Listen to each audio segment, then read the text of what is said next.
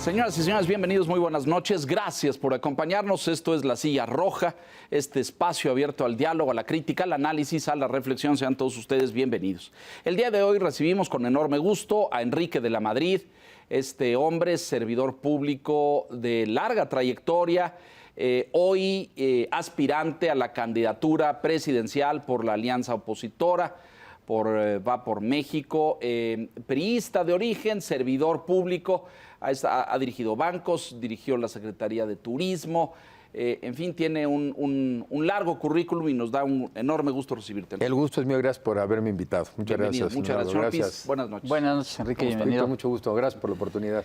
Hay tanto, la agenda es abultada, a lo mejor antes de entrar a cómo ves el escenario del 2024, el escenario electoral, la contienda, lo que está en juego, a lo mejor valdría la pena que nos ayudaras a hacer un diagnóstico de dónde está el país hoy, en este momento, para saber cómo lo estás viendo y qué retos y desafíos vienen hacia adelante en términos de, pues, qué habría que cambiar. Supongo que así es como se construye una plataforma presidencial, pero ¿cómo está hoy México, Enrique? Pues mira, con una frase creo que te voy a decir mucho. Yo digo que estamos a 13 meses, menos de 13 meses, de salvar a México.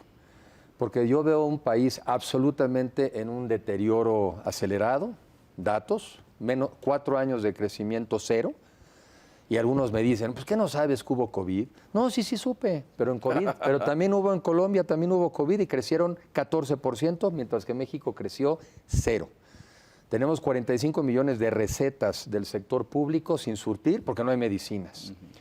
Tienes en el campo, por ejemplo, el campo mexicano en estos días, toda una crisis porque desmantelaron todo un sistema de seguridad, sobre todo a la comercialización. Desde el 2002 al 2018 había todo un sistema de ingreso objetivo, de coberturas, justamente porque se pueden caer los precios de los productos. A causa de la paridad, por ejemplo.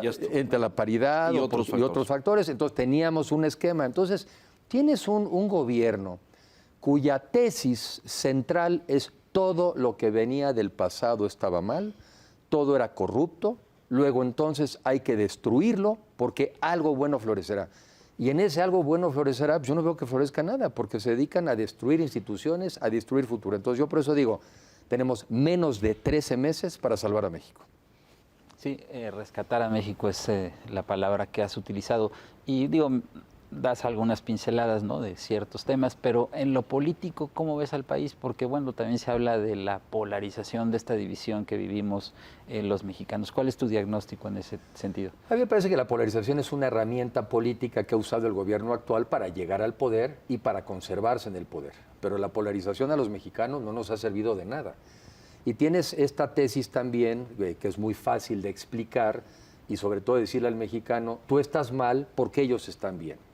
Y tú no has podido prosperar porque ellos han abusado de ti. Entonces, este mundo de la polarización es una estrategia política y que además se va a acentuar más ante la falta de resultados. Yo creo que México solamente puede salir adelante unido y un país reconciliado, porque los verdaderos enemigos de México no somos nosotros los mexicanos. Los enemigos son la pobreza, son la desigualdad, son la inseguridad, son el hambre. Esos siempre han sido los enemigos de México y no necesitábamos inventarnos enemigos entre nosotros. Entonces se necesita también, visto así, un gobierno de reconciliación, un gobierno de unidad, para ponernos a hacer dos cosas. Una, vamos a hablar de nuestros problemas y de las posibles soluciones. Y otra cosa en la que yo me fijo mucho, y vamos a hablar de nuestras oportunidades y cómo las aprovechamos. En un país de pleito eso no se da. Es como en una familia, siempre veo yo a México como una familia. Una familia que está en pleito, pues no se habla, es disfuncional. Y todavía peor si el papá los echa a pelear, se pone peor. Tú lo que necesitas es a jefes de familia, a los padres, que concilien y que inviten a los hijos a llevarse bien. Aquí también somos así. Necesitamos un gobernante que nos ayude a reconciliar y a juntos dialogar por el mejor México posible. Hoy no lo tenemos, es evidente, hay un golpeteo continuo, permanente, a sectores de la sociedad, a clases sociales, a clases empresariales, en fin, por todos lados, ¿no? Y se ve difícil una reconciliación a mediano plazo. La pregunta es, ¿somos capaces de construir vasos de reconciliación sin el líder del país, sin el presidente? ¿O es vital un presidente conciliador? ¿Qué dirías? Por lo menos un presidente que no invite a la conciliación, de entrada estorba. Entonces, si lo que queremos es reconciliarnos como país, no podemos tener un presidente de pleito. Yo digo, no más caudillos, no tlatuanis. Lo que necesitamos es un liderazgo moderno, eficaz, que dé resultados, empático también, para reconocer que es una sociedad muy desigual, muy agraviada, muy herida, pero al mismo tiempo un liderazgo incluyente. Entonces yo sí me queda clarísima la visión de no busquemos caudillos, no busquemos tlatuanis, y creo que este gobierno nos ha demostrado que un presidencialismo exacerbado, exagerado, sin límites, fuera de control, no le sirve a este país. Da la impresión de que en esta, algunos dicen, inacabada construcción de la joven democracia mexicana, íbamos bien en términos de construir instituciones autónomas, de establecer contrapesos a aquel presidencialismo avasallante del siglo XX. Algo pasó, ¿no? que todo eso va como en reversa. Es decir, hoy, y hablo no solamente de la figura y de quien encarna el poder y lo ejerce con esos atributos y esas características, sino veo a sectores de la sociedad felices y complacientes de tener un patriarca. Algo que tenía yo la impresión, es decir, si yo pienso en el presidente Peña o el presidente Calderón, son presidentes mucho más acotados que el presidente Echeverría o el presidente López Portillo. Pero veo a sectores de la sociedad encantados con volver a tener un presidente que se mete en el Congreso, que se mete en la Corte, que se mete en los organismos autónomos, que trata de decidir. Bueno, los empresarios tienen que ir a negociar con él, ¿no? Es decir, es como si no hubiera, bueno, no sé si haya secretaria de Economía, creo que está desdibujada, pero no hay interlocución, todo es, la ventanilla central es Palacio Nacional. Dos comentarios. Primero, de lo que dijiste. Yo creo que íbamos bien en eso, pero también hay que reconocer en qué íbamos mal. A ver. Y yo creo que en lo que íbamos mal es que fuimos un país como en el mundo, donde fuimos capaces de generar mucha riqueza, mucho bienestar, pero millones de mexicanos se nos quedaron atrás. 52 millones de mexicanos en el 2018, ya son 55 o 56 ahora, en pobreza. Una. Dos, la inseguridad no la inventó este gobierno, este la perfeccionó, ¿sí? Pero no empezó con este gobierno y la gente también estaba ofendida. Y la otra, la corrupción tampoco la inventó este gobierno. Claro. También la aumentó. Pero en fin, entre la inseguridad, entre la corrupción y la falta de oportunidades, los mexicanos en ese momento, la mayoría decidió, o por lo menos la que votó dijo, no podríamos estar peor. Quiero otro. Correcto. Entonces, yo sostengo que lo que tenemos que también es ir a las causas. No nos obsesionemos con la persona, sino con las causas que te explican a la persona, porque si no cambiamos las causas, siempre te puede llegar alguien peor. Entonces, eso es lo que yo veo hacia adelante, que tenemos que como sociedad y como país reconocer que del pasado lo que servía, del presente también, pero el reto es construir un mucho mejor país. Ahora, hay gente que sí está contento con el gobierno de hoy. A ver, hay nada más de dos tipos. Algunos muy acaudalados que les está yendo muy bien, y que ven el mundo a través de sus estados financieros.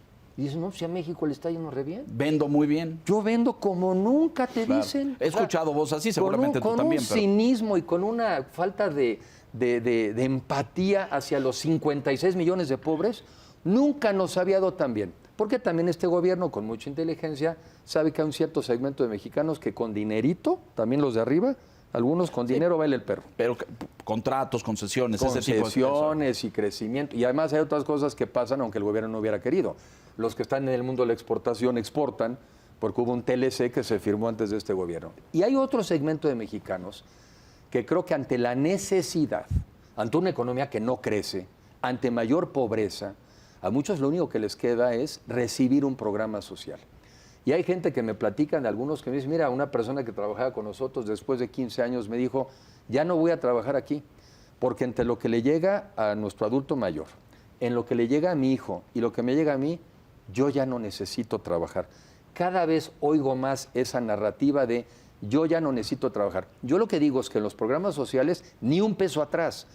Pero así como que generar una sociedad de mexicanos conformistas que no aspiran más que a recibir dinero del gobierno a cambio de un voto, te estás volviendo un cliente, estamos volviendo a la peor política clientelar, que es yo te doy dinero y tú me das tu dignidad, tu futuro y tu voto. Porque te están quitando 3 cosas: dignidad, futuro y voto. Pero aún así en los programas sociales ni un peso atrás. ¿No? No, yo no, fíjate que he reflexionado mucho de eso, no lo sé. Ya están en la Constitución, es decir, ya representa un reto mayor modificar eso, pero los de los jóvenes, por ejemplo, yo los pondría, haría una evaluación, o una cosa que me parece terrible es que no hay padrones, Enrique. No sabemos a quién se le da, y muy probablemente pues hay gente que recibe 2 y 3 veces, porque no los reciben, sino que va para otro lado. Pero tú pides información sobre eso. Bueno, además ya no hay INAI. Y cada vez va a haber menos acceso a pedirlo, porque justamente y cada vez va a haber menos recursos públicos, ¿no? Para financiarlos, ¿no? También, o sea, ¿cómo vas a fondear tanto programa social en un momento dado cuando tienes muchas presiones de gasto, ¿no? Yo creo que muchos de los programas del pasado tenían éxito, el más obvio, ¿no? Oportunidades, Progreso, Prospera, que era un programa que le ayudaba a la familia mexicana a prosperar, a la familia.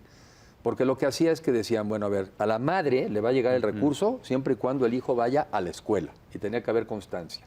También te voy a dar recurso siempre y cuando te vacunes, porque la gente antes no tenía esta costumbre rara de vacunarse. Hoy en día solamente se vacuna más o menos el 40% de los que se podrían vacunar. Estaba de moda antes vacunarse, pues para no morirte de una enfermedad, ¿no? Y también te daban dinero si tomabas unos cursos en temas de alimentación. Entonces, Oportunidades fue un gran programa, bien evaluado a nivel internacional, y justamente eran ayudas condicionadas. Perdón, como condicionamos en nuestras familias las cosas. Oye, ¿estudias? ¿Te sacas la calificación? Claro que te ayudo. Claro que te doy ese regalo que aspirabas. La vida es condicionada. Entonces, ¿qué tipo de mexicanos está creando este gobierno en donde el esfuerzo no se necesita para prosperar, porque es esta narrativa de que tú estabas mal porque ellos estaban bien? Pero aún así, ¿por qué digo que no puede uno en el corto plazo ni un peso atrás? 2 razones muy obvias. La primera, porque hay mexicanos y mexicanas que ya viven de esto a falta de oportunidades. O sea, hoy sobreviven. Y lo segundo, porque no nos vamos a prestar al chantaje que les hacen todos los días, de que si llega otro gobierno te vamos a quitar. Mira, ya lo dijo él. Entonces, para que no haya dudas, en los programas sociales ni un peso atrás. Pero métricas, esto que acabas de decir, es decir, la ayuda estaba condicionada. Las becas escolares estaban relacionadas con el desempeño académico del estudiante. Hoy no es así. Hoy la beca es universal, se le entrega a todos. Se le entrega a gente que dejó de ir a la escuela, pero recibió una beca.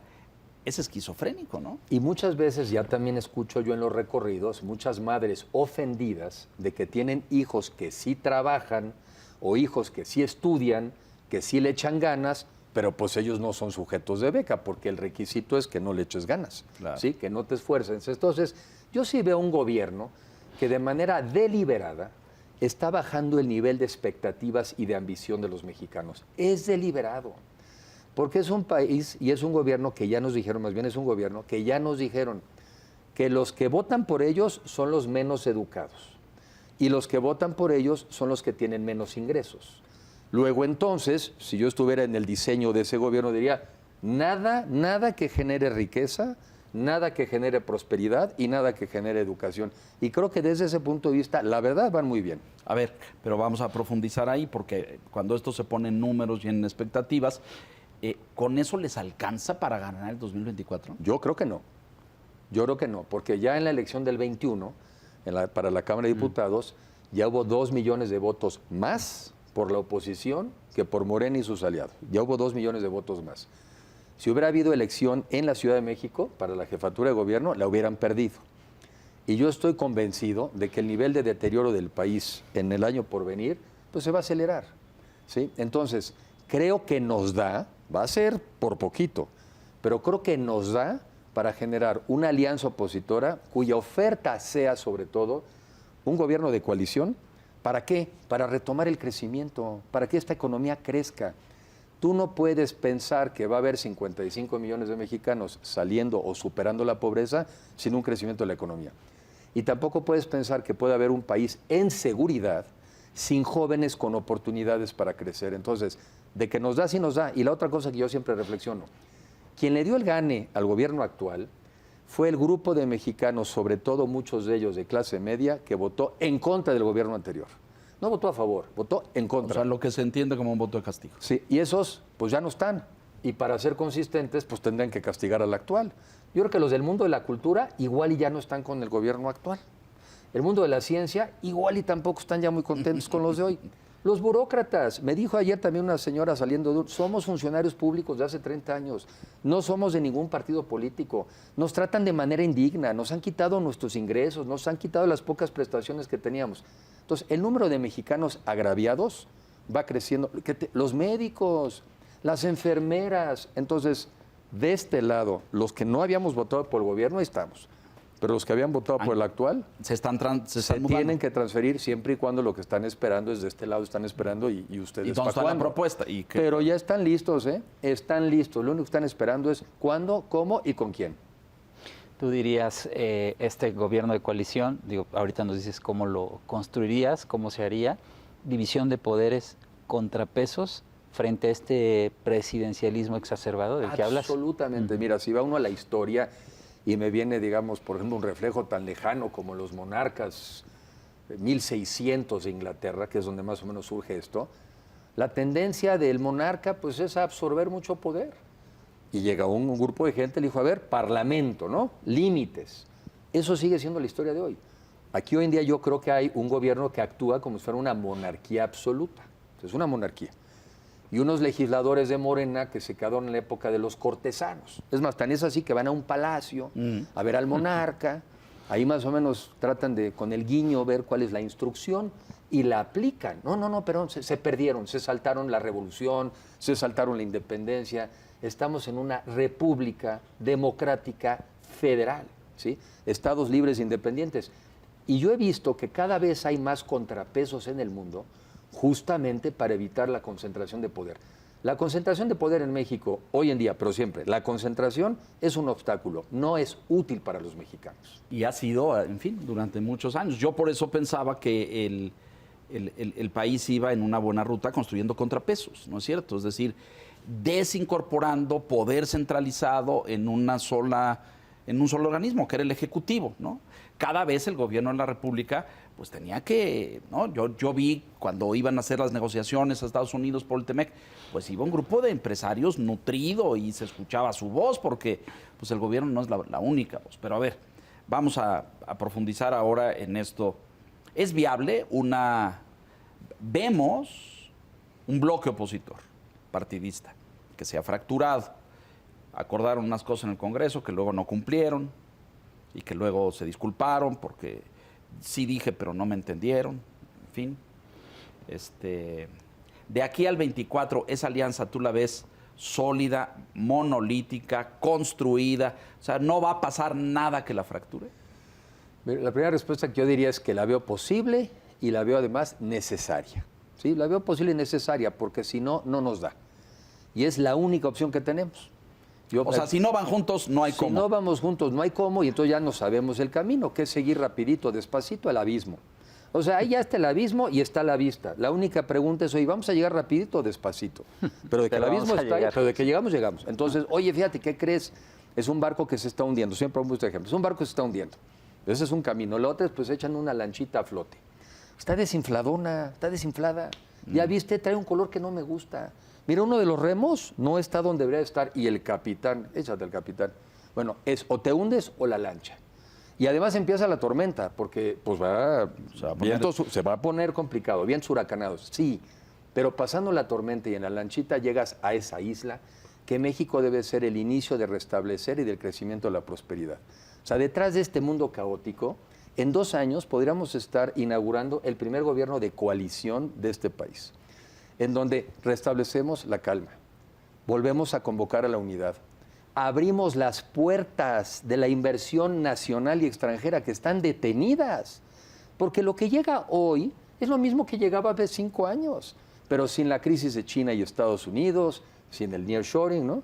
Sin el tema del cambio climático y las energías renovables. O sea, hoy llega a México la mitad de inversión extranjera que de remesas. Es una vergüenza y se vanagloria. Bueno, pues que cada quien pone sus estándares, ¿no? Para lo que le alcanza a cada uno. Entonces, aquí en realidad este país debería estar recibiendo 60, 70 mil millones de dólares anuales y debería estar generando cuando menos 1 millón, 1,5 millones de empleos de sectores como, por ejemplo, a veces me dicen, Enrique, ya no hables de renovables. ¿Cómo que no hablar de renovables? Si los renovables en sí mismos podrían ser un sector que generara más de 1 millón de empleos. Entre la energía eléctrica del sol, la del viento, la del hidrógeno, la nuclear, las fusiones, México podría ser un generador y exportador de electricidad. Hoy hay muchas inversiones que no llegan a México porque no les puedes garantizar que va a haber electricidad. Entonces, ese mejor país, ese México posible, ese México incluyente, próspero y justo, es posible y es el reto de esta generación. No se nos puede pasar, no se nos puede ir. Oye, que hay un obstáculo ahí enfrente que se llama Morena y sus aliados, sí, los vamos a vencer. Y después los vamos a invitar. Porque no se trata de repetir lo de ellos, la polarización. El gobierno tiene que ser para todos los mexicanos. O sea, ¿tú incorporarías morenistas en un gobierno de Enrique de la Madrid? Claro que sí, entre otras cosas, porque muchos vienen además de estar en este otro lado. Grupo. Pero claro que sí, porque mira, yo no creo en discursos de derecha o de izquierda. Yo no creo en discursos de liberales y conservadores. Yo creo más bien en que hay personas que destruyen y otros que construimos. Y tomamos de los diferentes lugares lo que hace sentido. Hay cosas en las que yo podría identificarme probablemente con lo que algunos le llamarían, y yo no sé si ya es o no, ideas de derecha que son una economía de mercado, los derechos humanos. No, pero ¿sí? Fíjate la gran contradicción, volviendo a las esquizofrenias. Este se supone que es un gobierno de izquierda y no ha cambiado el modelo de la economía de mercado, ¿no es cierto? Progresista, dice. ¿No? Y realmente es un gobierno bastante conservador. Bastante. Otra vez está muy contentito. A los que son más ricos los centavea, ¿no? Y entonces yo no creo, repito, en cuestiones ideológicas. Yo creo más bien el mundo de hoy exige inclusión, exige ir por los que se nos fueron quedando atrás, pero al mismo tiempo es un mundo que tiene que crecer en una economía que además va con la automatización que reta el empleo, una economía donde también se está digitalizando. Entonces hay que ser prácticos. Mira, la época quizá de mayor crecimiento en México, esta época del desarrollo estabilizador, 1958, 1970. El milagro mexicano. El milagro mexicano. Quizá el milagro es que nos pusimos de acuerdo. Y quizá el milagro fue que fuimos prácticos y no ideológicos. Eran mexicanos talentosos, con experiencia, sabían qué funcionaba, qué no, y supieron usar al mundo a su favor. ¿Por qué si los mexicanos de ese entonces tuvieron esas habilidades, los de hoy son menos? No somos menos. Es más, somos más, porque los mexicanos de hoy, la mayoría son más preparados, los jóvenes más educados. Que tomemos ese referente de esos mexicanos que sí pudieron en su época aprovechar las oportunidades y que lo hagamos los mexicanos de hoy. ¿Es viable un gobierno de coalición, Enrique, seriamente? Es decir, este país no lo ha intentado jamás seriamente. Es decir, los gobiernos estatales que han llegado a un triunfo en las urnas con una alianza partidista, a la hora del gobierno se impone el fuerte, el que tenía mayor fuerza en esa entidad, el PRI en unos lados, el PAN en otros, etcétera. Pero hemos sido incapaces históricamente de construir gobiernos de coalición, es decir, tener un gabinete de chile, de dulce y de manteca e empujar un solo proyecto. Eso en la historia no ha sucedido. Bueno, porque no estábamos ahí, pero ¿qué sí habíamos hecho en el pasado? Y hay muchos ejemplos. Hubo gobiernos anteriores que cuando menos en la parte legislativa, en la parte de tener que construir leyes. Hicieron alianzas. E incluso en la parte de hacer reformas constitucionales que requieren una mayoría calificada, hicieron alianzas. Sí. Entonces, no había habido alianzas a nivel del Ejecutivo, pero ya llevamos muchos años de haber llegado a acuerdos a nivel del Legislativo. Simplemente en la etapa actual en la que estamos los mexicanos, sí podemos llegar a ese gobierno de coalición. Yo creo que la vida es de evolución. Yo no creo llegar en inventar y destruir todo, pero yo creo que México, estoy convencido, ya estamos ahí. Y además con una ventaja, no hay de otra. Si no queremos ir a dar al precipicio, es la única que hay. ¿Hay de fideos o de jodeos? Yo prefiero la de fideos. Cuando hablas de ir al precipicio, creo que hay un consenso amplio en el sentido de que si los partidos políticos de oposición se cierran y se quedan a nivel de las burocracias partidistas, como dicen, pues es inevitable y van a llegar más rápido al precipicio. lo comento porque la pieza clave es la sociedad, Sí. o sea, la sociedad. ¿Cómo ves tú esta amalgama o este vínculo que pudiera darse entre partidos y sociedad? Ya vimos dos buenos ejemplos, dos expresiones en noviembre y en febrero. ¿Cómo hacer esa unión, Enrique? También absolutamente necesaria. Yo ahí soy como un híbrido, porque yo he trabajado, pues, he sido funcionario público, pero también he trabajado en el sector privado, también he estado en la academia y nadie me quita lo ciudadano, porque soy mexicano y tengo más de 18 años. Entonces, yo veo también, y por eso creo que es posible, veo la necesidad de que los ciudadanos se tomen más en serio su papel, de que está en sus manos decidir el futuro de México y que los partidos políticos entiendan que en sus ciudadanos ni ellos ni el país tiene futuro. Y eso es posible. Ya se construyó otra vez. En el 21 ya hubo una alianza de los partidos de oposición, yo creo que muy empujada en gran parte, o cuando menos apoyada, por movimientos como Sí por México, que además a los partidos les fue muy útil, porque era muy diferente que un panista llegara, un líder panista le dijera a los panistas, oye, es la sociedad la que nos está pidiendo que nos juntemos. O que llegara con un priista y le dijera, oye, la sociedad nos pide que te juntes con el PAN. O sea, esta presión de la sociedad también a los partidos les ayudó. Hoy en la cabeza es un dato. Hoy esa parte ya se pasó. Ahora más bien el reto es cuál va a ser el proceso de selección de los candidatos. Pero yo creo que no está en duda el que ese es el único camino que tenemos. Entonces es sociedad y partidos políticos juntos los que tenemos que transitar a este gobierno de coalición. Ahí al interior de esta alianza, ¿hay consenso en esto? Es decir, todos están claros, porque hay unos en los que yo no confío. Ahorita yo te voy a preguntar si tú confías en todos, pero y no me vas a decir, ya te conozco. Exacto. No me vas a decir, pero eso va en relación directa con la aprobación de los votos. ¿Qué le gusta a los electores? Pues que uno diga, ¿no? Y se manifieste. Ahí adentro de la alianza, ¿hay consenso de que aquí no puede haber fractura, vamos juntos y construimos un proyecto de unidad o vamos al precipicio? Sí hay unidad. ¿Nadie duda de esto? Sí. El PAN, el PRI, el PRD están confirmados. Yo creo que en eso pensamos igual y también con el grupo de otros aspirantes con los que uno dialoga y uno en conversación, es la misma línea. Hay consenso. Hay consenso. Habiendo ese consenso, entonces el siguiente consenso que hay que construir es el método. ¿Y dónde estamos en eso? Yo creo que estamos, yo sostengo, pero creo que tengo elementos para pensar que ahí vamos, que junio es el mes de la definición del método. ¿Por las elecciones en el Estado de México? Porque pasando las elecciones del Estado de México y pasando Coahuila, se acabaron los pretextos, ¿sí? O sea, ya no hay razón para decir, no nos vayamos a distraer. Y el método importa. Y voy a decir por qué el método importa. Porque el método tiene que ser tan atractivo que entusiasme a la sociedad. Y se vuelva tan llamativo, tan novedoso, tan diferente, que uno diga, qué aburrido está ese otro jueguito de las corcholatas, hombre. Allá están todos haciéndole la barba a una persona y aquí están todos los demás haciéndole la barba a la sociedad. ¿Elecciones primarias, dirías? Yo ya no sé esa parte, pero sí sé, ¿qué sí sé? Debates, diálogos, conversaciones en diferentes regiones del país, sobre diferentes temas.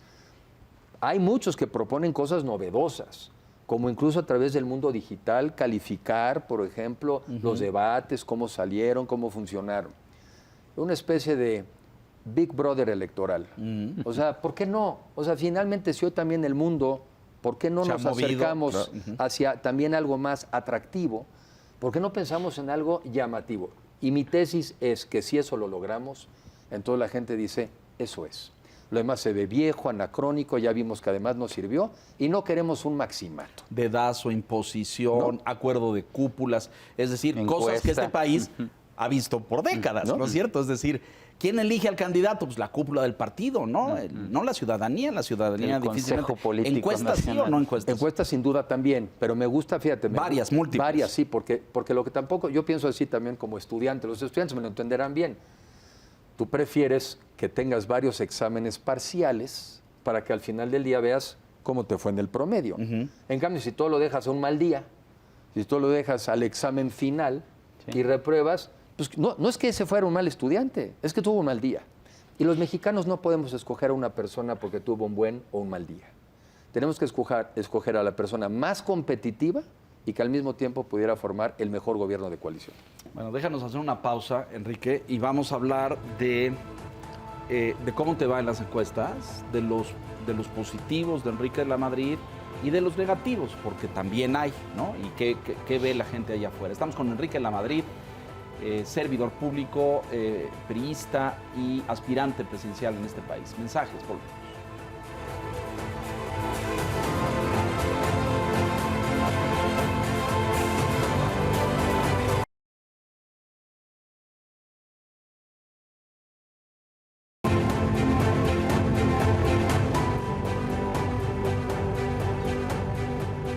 No vamos a hablar de esa trayectoria. Enrique de la Madrid. A ver, ahora, yo lo que no veo es consenso del método. Hay como muchas propuestas, mucho debate en la mesa. Vimos una pasarela recientemente donde estuvieron pues todos los aspirantes de la alianza, de diferentes fuerzas políticas, diferentes partidos. Existe esta percepción de que al PAN le toca elegir al candidato presidencial por el acuerdo del Estado de México y de Coahuila. ¿Eso es real o es ficticio? ¿Hay un acuerdo en ese sentido? El acuerdo que yo entiendo que hay es que efectivamente como el PRI encabezó, o fue un priista quien encabezó Estado de México y Coahuila, al PAN le toca dirigir el procedimiento de selección, tanto en la Ciudad de México como en la presidencial. Ese fue el arreglo. Entonces, ¿qué le toca? El proceso de selección. Ahora, el que te toque algo no quiere decir que los demás no colaboren, no quiere decir, o no participen. O no participen. Y dos, me parece una gran responsabilidad y una gran oportunidad. Porque si hacen un buen proceso, parecido a lo que estoy diciendo, debates, diálogos nacionales, encuestas, algún tipo de participación de los ciudadanos, pues diría la gente, qué bien lo hicieron. Y el riesgo que tienen es que si no lo hicieran bien, pues entonces esto no camina. Entonces, esa idea de que le toca, pues no es como ir al dentista, ¿no? No es de, oiga, ya te toca. O sea, ellos son los responsables del proceso de selección, lo cual no quiere decir que no podamos todos opinar. Y los que también queremos ser jugadores, pues ni modo que no opinemos. Porque yo digo que tiene que ser democrático, tiene que ser equitativo y sobre todo muy ciudadano, porque al que hay que entusiasmar es al ciudadano. Transparente, le agregaría yo. Sí. O sea, no haya duda. Porque si no, es este elemento de sí, estoy de acuerdo. Desilusión. Oigan, así salió, a mí me gustó pero salió otro y tal, etcétera. Y luego ya se van al cuarto cerrado, al Sancto Sanctorum y hay un ungido, como es tradicionalmente la política mexicana. Es decir, va a provocar desilusión entre los electores. Sí, no, y además, a ver, también hay que ser transparentes. Tú entras a competir asumiendo que te pueden favorecer los resultados. Y si al final del día no te favorecieron, pero el método fue transparente y justo, bueno, pues lo justo es que aceptes el resultado y además con el compromiso de que te sumas para quien gana. Pero sería obvio que si el resultado no es equitativo y tú sentiste que no fue piso parejo, ¿cuál es el incentivo para que te sumes? Sí, lo entonces también, por eso yo, en ese sentido, no es que yo confíe en la gente, yo confío en la razón, en la lógica de las cosas. Y yo confío en que si nada más tienes una lanchita y el barco está hundiendo, es la lanchita. Que si es la coalición y la alianza para llegar al poder como la única alternativa, vamos a llegar. Y si solamente un gobierno de coalición es lo que necesitas para evitar el excesivo del presidencialismo, eso vamos a tener. O sea, yo no soy una persona de ilusiones, soy una persona de que reflexiono lo que veo y digo, esta es la que veo. Y esta es la que se tiene que dar. Y obviamente hago mi mejor esfuerzo para que eso que creo se debe dar, se dé. Sí, decías, lo importante es que se defina el método ahora en junio. Se ve un poco fragmentado, si no es que muy fragmentado el proceso del bloque opositor, ¿no? Cuando ves a los posibles jugadores, pues en el PRI hay como 8, no sé cuántos, ¿no? En sí, el pero hay como de primera división y de segunda, ¿no? Y bueno, luego hay unos colados también como de tercera. Pero levantaron la mano, no quieren jugar y en el PAN hay otro bloque. ¿No quieres hacer la lista? No, para que nos excedemos. ¿No? Pero, a ver, pero es que la gente, mira, pero eso tiene su parte buena, porque antes la crítica es no hay nadie. Bueno, no hay nadie. Ahora, son muchos. Nada nos gusta, ¿verdad? Pero lo que quiere decir, yo sí te lo puedo asegurar, que de este lado hay más talento que del lado del gobierno actual. No tengo la menor duda. Y lo que estás viendo cuando la gente también está aspirando, alguien lo va a encabezar, pero también estás viendo una buena parte de la formación del gabinete que viene. Hay otra parte que no ves, porque obviamente son los ciudadanos y son gente que no está ahorita compitiendo. Pero en un gobierno de coalición, una buena parte del gobierno o de los liderazgos de las cámaras, pues va a ser el que estás ahorita también viendo en la competencia. Y creo que vale la pena prestarle atención a muchas de las personas que están ahí con experiencia, con talento, con ideas, con grupos. Entonces ahorita hemos venido haciendo cada quien nuestra chamba, porque yo digo que también es como sumar canicas. Al final del día las vamos a tener que poner en juego, las vamos a aportar. Es bueno que esté habiendo más opciones, es mejor más que menos. Y también en el corto plazo, pues era más difícil pegarle a 15 que pegarle a 1. Hay que Ahora, reconocer. tendrá que haber una depuración, quiero suponer, ¿no? A partir, yo creo, del método que se define en junio, esto debiera de empezar a finales, ya el ejercicio del método, finales de junio y a partir de julio. Y tienes 3 o 4 meses para que la ciudadanía vea las alternativas, nos conozca y valore en quién pondrían su confianza. No fe ciega. Esa no la recomiendo nunca. Simplemente una reflexión de con quién creo que me iría mejor, quién creo que tiene las herramientas para que a mí y a mi familia le vaya mejor. En pocas palabras, ¿quién me conviene? No quién me cae bien. Hoy en día el mexicano a veces le pregunta, ¿te cae bien? No, me cae muy bien. ¿Hoy ha dado algún resultado? No, ninguno, pero qué buena gente es, ¿no? Sí, está todo dar. Yo digo, pues invítalo a tu casa los domingos, échate unas chelas. Pero para gobernar, alguien eficaz, alguien que dé resultados, alguien que al final del día, al final de su periodo, tu familia estuvo mejor. El Estado de México, el filtro inmediato, pareciera. Y Coahuila también, pero pareciera que en Coahuila está más perfilado cómo va a ser el resultado. En el Estado de México, pues hay más contienda, se ha venido cerrando la elección, etcétera. ¿Cómo la ves? ¿Qué percepción tienes de cómo va a concluir ese proceso? Hay toda una serie de señalamientos en el sentido que el gobernador del Mazo retiró el apoyo a la candidata, etcétera. ¿Qué perspectiva tienes de la elección en el Estado de México? En una reunión reciente escuché que ya había una diferencia quizá de unos 6 puntos. Esa es la última medición, más o En menos. política esos 6 son 3, porque si tú te llevaras 3 de esos puntos, pues se los quitaste al de enfrente. Claro, ¿no? claro. Entonces, estar a 6 puntos muy cerca de la elección me parece que es absolutamente ganable. 2, ayer participé, bueno, esta semana participé en una reunión de ciudadanos en la zona, digamos, de satélite. El norte de la Ciudad de México. Pero ya es Estado de México.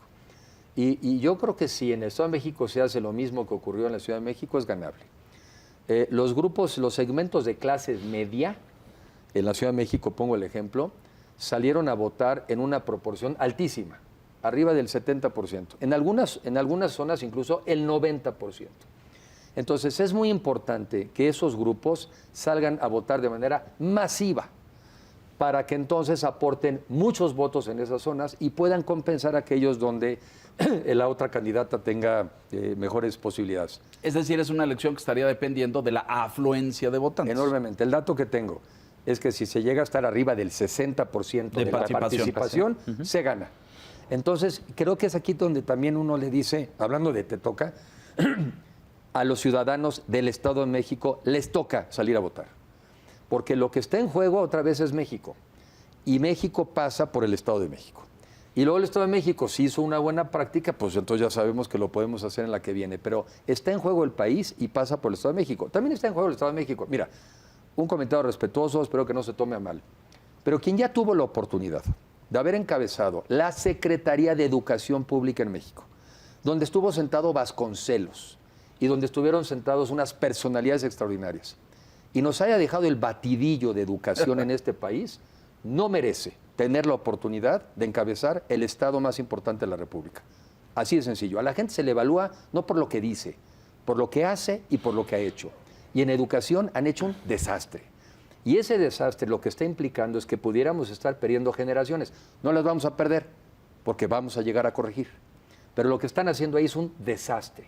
Se ve que poco les importa la educación y, repito, quien tuvo esa oportunidad y la desperdició, no merece encabezar el principal estado de la República de este país.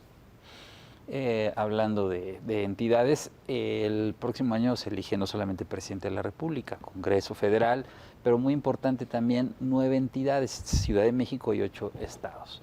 Y lo que hemos visto en los últimos años es que el mapa político del país se ha ido pintando de un color, ¿no? 22, 23 entidades ya tienen ese color. pues sí, hay un reto grande para la alianza opositora para pues contener y pues mantener presencia, ¿no? También. Enorme, enorme. A ver, yo no dejo de ver ninguno de estos retos, nomás que la muerte es peor. Oye, es que ese tratamiento va a ser doloroso, incómodo, largo, y fíjate que las probabilidades además no están al 100% de que te cures. Pero si no lo haces te mueres. Yo me pongo el tratamiento. Y el tratamiento es una alianza opositora. La vacuna contra la 4T, porque ya la encontramos, antes no la habíamos encontrado. La vacuna contra la 4T es el gobierno de coalición. Y sí estamos llenos de retos y llenos de dificultades, pero la muerte no es opción. Y este país tiene derecho a un mucho mejor país. Tiene derecho a que los jóvenes tengan acceso a una educación de calidad y herramientas que les permitan prosperar en un mundo del conocimiento.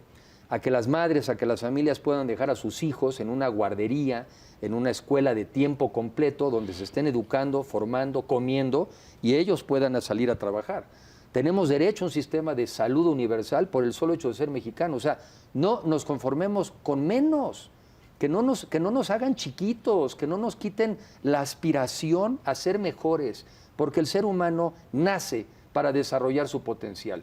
Y que no caigamos en que, pues fíjate, no me morí de la pandemia y ya me llegó un dinerito y yo con eso ya la hice. No, salgamos de esa versión que teníamos del mexicano antes de que estaba ahí sentado en una esquina esperando. Ese no es México, ese no somos los mexicanos y no podemos volver a caer a ese estereotipo. Eso no nos puede pasar. A pesar de todos estos problemas, ¿tú quieres ser presidente de México? A pesar, no a pesar, por eso. Es por eso. Porque al final del día yo veo dos cosas muy claras. Veo el México que podemos llegar a ser y veo el México al que podemos ir a dar. Y pues no me puedo quedar así como si fuera un espectador, porque además estamos en juego cada uno de nosotros. Entonces, yo haciendo una reflexión personal, ¿uno a qué viene a la vida? Uno viene a servir. Y después, ¿cómo sirves? A partir de tus talentos. ¿Para qué eres bueno?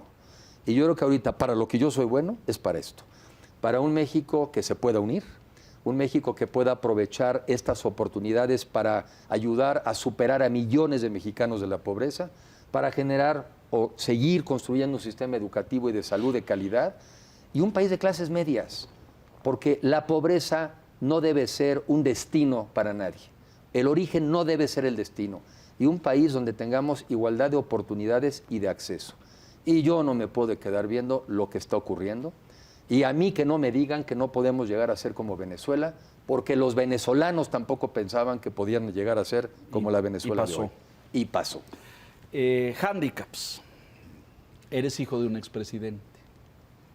Que eso pues, tiene una carga en el imaginario político. Yo creo que para las generaciones de hoy pues muy lejana, porque ni vivían cuando don Miguel fue presidente de México. La mitad de los mexicanos tienen menos de 29 años de edad, y esto pasó hace ya 40. 40.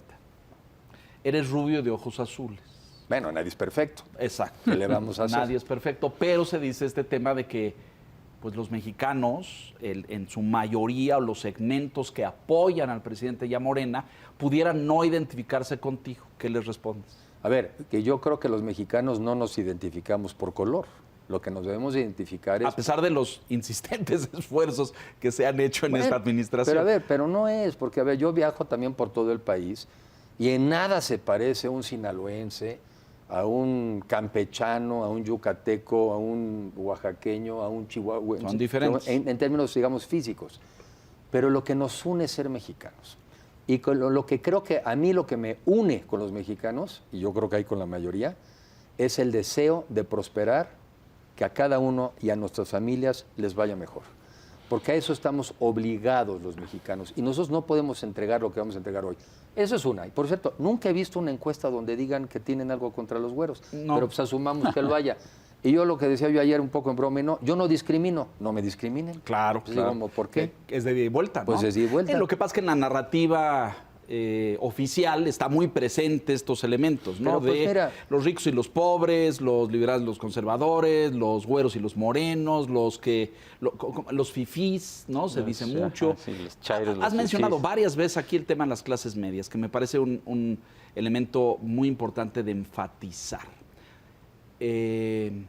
¿Por qué la relevancia del rol que puedan jugar las clases medias, no solamente en el proceso, sino en la decisión y en el futuro de México? Primero, dos comentarios. La clase media no es que sea un tema clasista, ¿verdad? Es muy importante que lo aclares. Es muy importante. Porque, no es una claro, clase social, es una forma de ver el mundo.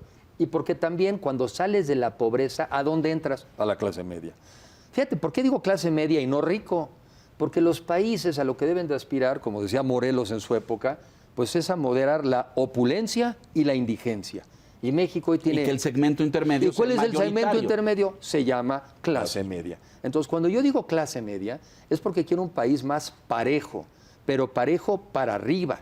Hoy este gobierno es muy talentoso y nos empareja para abajo. Entonces, yo creo que es un problema de ubicación, ¿no? Entonces, la clase media es que saliste de la pobreza. Esa es una. ¿Y qué es una clase media? El que construye su vida a partir de su esfuerzo. Porque también es una mentalidad. Es aquel que no siente que depende del gobierno, sino que depende de su talento, de su esfuerzo, de su preparación. Tú pregúntale a los mexicanos cómo se clasifican en esta categoría, el 70% dice que es clase media. Entonces, por ahí hay unos académicos que, no, Enrique está mal porque no entiende de esas cosas. Está muy bien. Entonces, incluso tú puedes decidir si una persona se siente o no de clase media. Yo le creo a los mexicanos cuando dicen que se asumen de clase media y que aspiran a más. Y porque la clase media además es crítica, es ambiciosa, es participativa, es más ciudadana. A eso voy. Y porque los países desarrollados, a los cuales yo creo que debemos aspirar... Tienen amplios segmentos de clase media. Y la diferencia es muy importante. La diferencia entre los más ricos y los más pobres es mucho menor. Incluso hasta como visión del mundo. Hay empresas en el mundo que se han propuesto límites y donde dicen el empresario o el ejecutivo de más alto nivel no puede ganar tantas veces más que el empleado de menor. Yo creo en eso. Yo creo en ese México. Yo creo en México más parejo y a partir de oportunidades. Que reduzca desigualdades o inequidades. Así es. Tu visión de México frente al mundo. Tratados comerciales, acuerdos de inversiones, prioridad en Estados Unidos, Canadá, ¿a dónde apuntar y a dónde no? A ver, México es un gran país, que debe saber jugar con el mundo a su favor. Y lo hemos venido haciendo, porque al final del día, desde que firmamos el Tratado de Libre Comercio, sobre todo del centro al norte del país, es otro México. En los años 80, el 70% de las exportaciones eran petróleo. Hoy no es ni el 6%. Nuestro reto más bien es cómo llevamos ese mundo también a la parte del sur de nuestro país. Hay que ir al mundo sin complejos. Hay que ir al mundo con confianza. Y como alguien decía, lo único que tiene que estar cerrado en el universo es el mundo. O sea, todo lo demás está aquí abierto. Y es un mundo de oportunidades, porque los mexicanos hoy, con el Internet, con capacitación, pueden estarle ofreciendo sus servicios a todo el mundo. Pero que también estén atentos. Hoy compiten contra el mundo. Y entonces tenemos que tener herramientas. A ver, nosotros estamos ubicados en una zona geográfica privilegiada, y aquí no voy a discutir con expertos, pero también estamos en una posición geopolítica. Estamos al lado de la economía más grande del mundo y lo seguirá siendo cuando menos en nuestra generación. A nosotros lo que nos toca es sacarle más provecho a esa relación, en beneficio, por cierto, de los dos países. No somos vecinos nada más, somos socios. No somos víctimas, no regresemos a esa visión de víctima del mexicano. Somos socios y ellos también nos necesitan. Entonces vamos a sacarnos provecho con los americanos y también con los canadienses. Pero caray, decían en Israel decían, ustedes están tan cerca de los Estados Unidos y muy lejos de Dios. Y nuestro problema en Israel es el contrario, estamos muy cerca de Dios y muy lejos de los Estados Unidos. O sea, caray, los tenemos de vecinos, vamos a usarlos con inteligencia. ¿Para quién? Para mejorar el nivel de vida de los mexicanos. Nos quedan pocos minutos, Enrique, y no quisiera irme sin regresar a esto. Yo soy muy crítico de los partidos políticos porque los conozco y me producen enorme desconfianza. Del PAN, del PRI, del PRD. ¿Qué opinión te merece este juego ambiguo, no definido de Movimiento Ciudadano? Yo aspiro a que encontremos la manera de acomodarnos. Y fíjate que uso la palabra adrede, no uso que se sumen, ¿no? De acomodarnos. Porque mi tesis es que si coincidimos en lo fundamental, un país democrático, con libertades, con una economía próspera, y una rectoría del Estado, si coincidimos que no queremos un régimen autoritario, pérdida de libertades y una economía estatista, mi reflexión es, y si coincidimos en lo fundamental, ¿cómo, por qué no nos vamos a poner de acuerdo? Entonces yo sí espero encontrar la manera en que podamos acomodarnos, porque otra vez, lo único que está en juego es México. Y por México vale la pena encontrar el cómo nos acomodamos. ¿Dialogas con los líderes de los partidos o más bien tu enfoque estratégico ha sido hacer contacto con distintos grupos de la sociedad? Las dos, porque es obvio que tienes que hacer las dos, tienes que estar en diálogo con los dirigentes, pero al mismo tiempo en diálogo con los ciudadanos, pues porque yo sí creo que quien manda es el pueblo. Y cuando usas estas expresiones que están en la Constitución no son falsas. Dicen, la soberanía del país radica en el pueblo. Hay que sabérsela. O sea, el accionista de este país, el que manda en este país es el ciudadano. Y los partidos políticos, el reto es responder a las causas, a las inquietudes y a las preocupaciones del ciudadano. Entonces, yo creo que, pero sí dialogo con los dos. Tú quieres ser presidente de México. Sí. ¿Crees que puedes ganar la candidatura? Sí. En dado caso que no la ganaras, ¿qué va a hacer Enrique de la Madrid? ¿Dónde va a estar? Si es una competencia, como dijimos, democrática, justa, transparente y sobre todo muy ciudadana y no me favoreciera, yo me sumo, porque no dejo de creer que ese es el método para salvar a México. Y como me interesa salvar a México, me sumo aún si no me tocara a mí encabezarlo. ¿El liderazgo de tu partido te da confianza? Yo trabajo con lo que hay. Y yo creo, sí creo firmemente, que los líderes de los partidos actuales, incluyendo el PRI, quieren ganar. Y parte de mi tarea es decirles, nos conviene a todos ganar. Aquí es donde tenemos que estar, aquí es donde nos tenemos que consolidar, esta es la mejor opción y esa es también parte de mi narrativa. O sea, yo creo que a todos nos conviene ganar por el bien de México. Pero no me dijiste si te da confianza o no te da confianza. Yo creo que quiere ganar y yo también quiero ganar. Bueno, todos quieren ganar. Entonces quiere decir que Morena estamos... quiere ganar. Sí, nomás que ellos están del otro lado de la cancha. De este lado de la cancha, yo estoy convencido de que nos conviene ganar, nos conviene formar este gobierno de coalición. Hay puntos comunes que nos pueden conducir a construir una estrategia común. Compartida. No lo pude yo contestar mejor que tú. Sí, pero yo no. No, así. Es eso. Las coincidencias son suficientes para juntos construir una estrategia que nos lleve al éxito y el éxito para los mexicanos. De aquí a las elecciones del Estado de México, al 4 de junio, ¿qué sigue? ¿Qué estás haciendo? Bueno, ¿Vas bien? Sobre todo apoyar mucho las dos elecciones, la del Estado de México y la de Coahuila. Yo creo que son las dos tareas fundamentales, pero también al mismo tiempo escuchar las propuestas que ya hay sobre el método. Ya no dijimos nada sobre Coahuila. ¿Estás segura? Pues ¿Está cantada? A ver, se ve que va muy bien, los datos van muy bien. Y por eso creo que donde tenemos que poner todos más el foco, sin descuidar, es el Estado de México. El Estado de México ha de tener la población de equivalente a 6 o 7 estados de la República. Sí. Es el padrón electoral más grande, es el estado más grande, y por lo mismo yo creo que, además, ¿por qué no hay? También hay que salvar al Estado de México contra el precipicio al que puede ir a dar. Claro. Finalmente, dijiste hace un momento, trabajar en el método. ¿Habrá método para el 10 de junio, para el 15 de junio? Pues qué tal que nos damos junio para no ponernos, pero sí, yo creo que es junio, o sea, no puede pasar de junio. Conclusiones, señor Cristian. Sí, no, pues de agradecer a Enrique su asistencia esta noche aquí a la Silla Roja y pues suerte, que tengas mucha suerte, ¿no? El reto es grande, como dices, pero bueno, te ves con mucho ánimo. Te agradezco y yo creo que, a ver, el país lo vale, ¿no? El país es un gran país, es un país con vocación de grandeza. No quiero ver un país que se le achaten las expectativas, porque con lo que ven es normal que piensen que no podemos, pero sí podemos. Éxito, Enrique, felicidades. Fuiste de los primeros que levantó la mano, lo discutimos aquí hace ya mucho tiempo, no me atrevería a decir si hace un año, pero de los primeros que dijo, yo asumo el compromiso y voy a trabajar en esta dirección. Luego se han ido sumando otros en el camino y hoy tenemos un grupo nutrido, pero éxito en tu contacto con la gente y con este trabajo con las clases medias. Y ojalá y el método sea todo lo que dijiste. Sí. Transparente, creíble, eficaz, democrático, etc. Hay que trabajar en ello. Bienvenido y muchas gracias. Gracias a ti, gracias por la oportunidad, gracias, Víctor. Señor Piz, gracias. Y a usted que nos hace el favor y la gentileza, gracias. Muy buenas noches. Aquí La Silla Roja, puntualmente la semana entrante. Hasta entonces, gracias.